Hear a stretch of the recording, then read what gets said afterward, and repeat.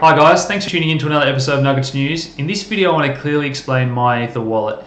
Now it can be a little bit hard to get your head around if you're a new user, but certainly by the end of this presentation I hope you're going to have a good understanding of how this all works.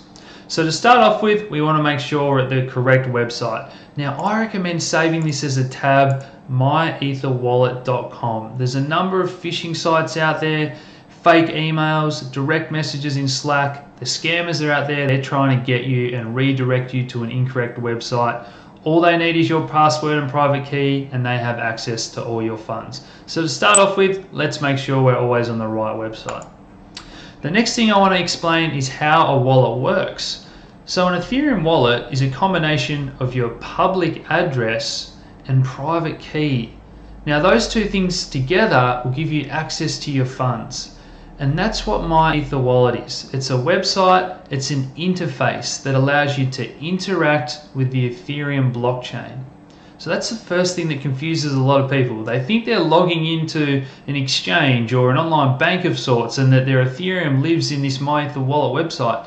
That's not the case. Ethereum and all Ethereum tokens that are built on top of the blockchain, they live out there in cyberspace on that digital ledger blockchain. And that's another concept that can be really helpful to get your head around, that your funds, they live out in cyberspace on that ledger. They don't live on your computer. They don't live on your hardware device.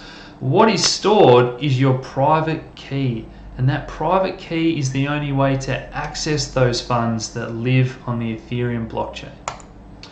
So if we want to create a wallet from scratch, we're a brand new user, we're going to have to create a password here, at least 9 digits. Now that's going to create a new wallet for us. Again, that wallet is a combination of a public address and private key. It's going to ask us to download this key store file to our computer and it's going to encrypt it with that password we just created. So let's click on download. That's going to send it to my downloads folder. I can make copies of that file. Now I can send that to a USB, an external hard drive, and even delete the original copy so that it's offline entirely and not connected to the internet. Now normally guys, you don't want to share anything that I'm about to show you because this is all that people need to get access to your funds.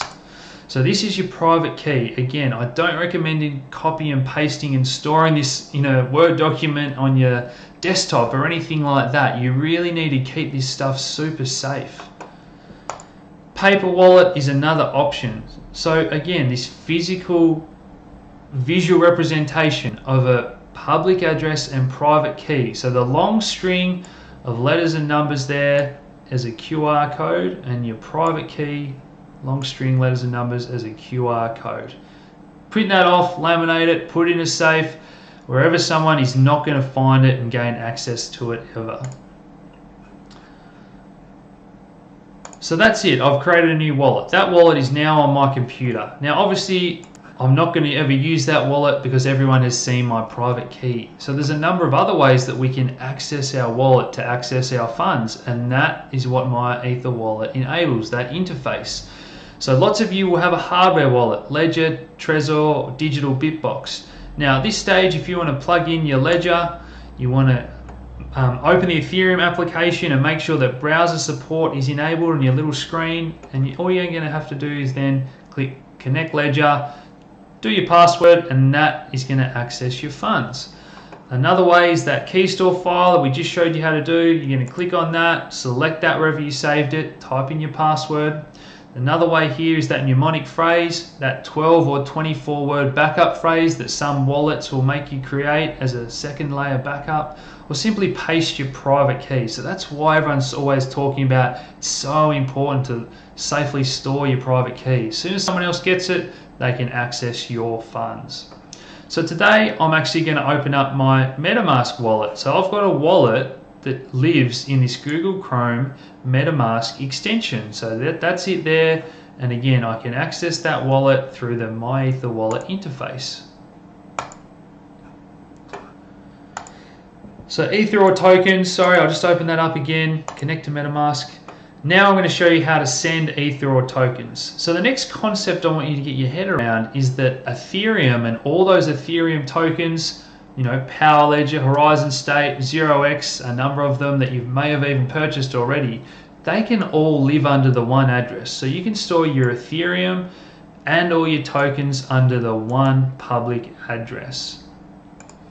Now they're going to appear there if you have some, otherwise they'll show up here as zero balances because I don't have any in them yet. Sometimes if it hasn't been added by the company, you'll have to add a custom token as well there. I won't dive into that. I have made videos on that if you want, guys. So if you want to receive funds or tokens from an ICO or from a friend, this is the public address that you need to give them. You don't need your device or computer to even be online to receive those funds. They always live on that digital ledger on the blockchain in cyberspace, guys. So again, that private key and accessing that funds is what you're actually doing whenever you plug that in. So let's say we've got our friend's address and we want to send them some tokens or Ethereum.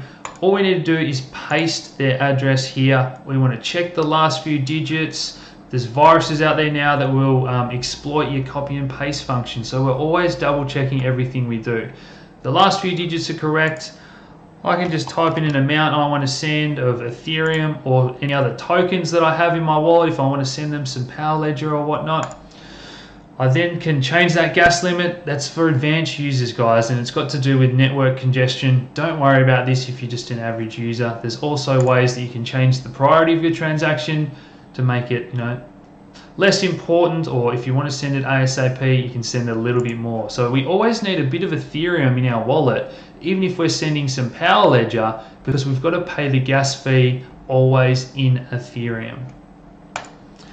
Another example here would be if we want to receive some tokens. So Shapeshift is a website a lot of you will probably use by now.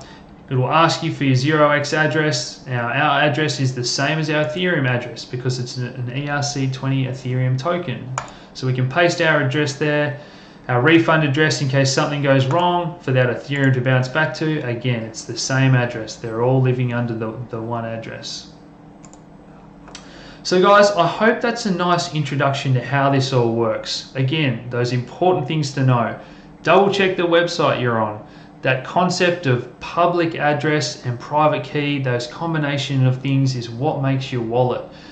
Thirdly, MyEtherWallet is simply an interface to allow you to interact with the public Ethereum blockchain however you've got your private key safely stored. So guys, I hope that video has cleared up a few questions I've been getting. Please hit like, subscribe if you haven't already, share these videos around, and as always, thanks for tuning in, guys. Cheers.